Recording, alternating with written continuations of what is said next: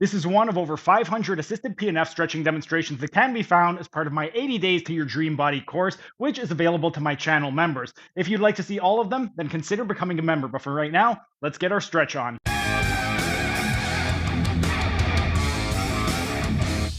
And while we're resting, let's continue with our assisted PNF stretching demonstration. And now we are going to be working on the clavicular attachment of the pectoralis major.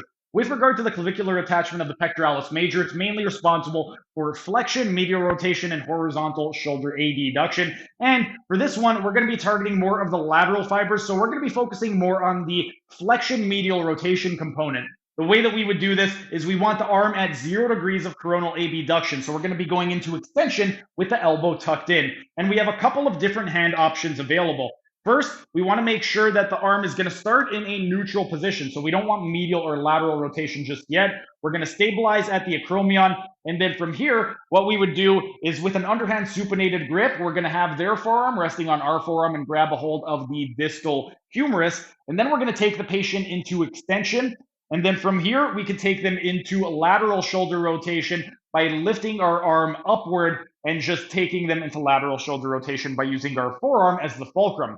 That's one option. The other option, if you have somebody who is very, very big and very, very strong, then what I would like to do is I would use my butt as the stabilizing point. So I would place my butt around their spine. I would wrap my arm over top. And then from here, I would have them hug my torso. And then I could take them into extension and I could just lean forward to take them into rotation. For the purpose of the demonstration, I'm going to show you how I would perform this on a tiny patient who's not particularly strong because it's going to be a lot easier to see exactly what I'm doing. But again, hand at the acromion, forearm to forearm, hand at the distal humerus. And from here, I'm just going to traction to create space, take them deep into extension, deep into lateral rotation. And what I'm going to do is, because we are working on multiple movements, I am going to isolate the movements before I integrate them all together. So first, I'm going to instruct the patient to inhale and bring your forearm down toward the ground. They're going to inhale, go into medial shoulder rotation. As they exhale and relax, I'm going to traction to create some space and take them deep into lateral shoulder rotation.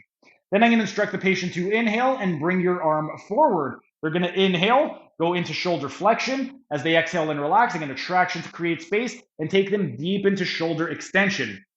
And now that we've isolated the movements, I'm now going to combine the two and we're going to integrate them together. So I'm going to instruct the patient to inhale, and I want you to simultaneously bring your palm toward the floor and bring your arm forward. They're going to inhale and simultaneously go into medial shoulder rotation and shoulder flexion. And as they exhale and relax, I'm going to traction to create some space and simultaneously take them into lateral shoulder rotation with shoulder extension. When we are focusing on the flexors and medial rotators at 0 degrees of coronal abduction, again, the main emphasis is going to be on the lateral fibers of the clavicular attachment of the pectoralis major. And in this position, we're also going to be getting quite a decent amount of stretch in the anterior deltoid because we're targeting 2 out of its 3 main actions. The anterior deltoid is responsible for both flexion and medial rotation. So by going into extension and lateral rotation, we're going to be getting a decent amount of stretch in the anterior deltoid.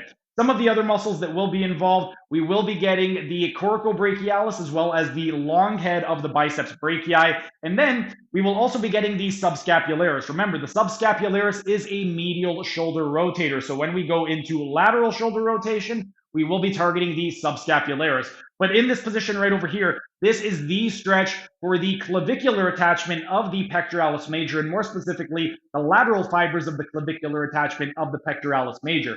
During the next rest period, we're going to start getting into the sternal fibers and the sternal attachment of the pectoralis major. But for right now, our rest period is up. Time for set number 2. That was just a tiny taste of what can be found in my members only section. If you enjoyed it, become a member for only $5 a month to get access to hundreds of member only videos.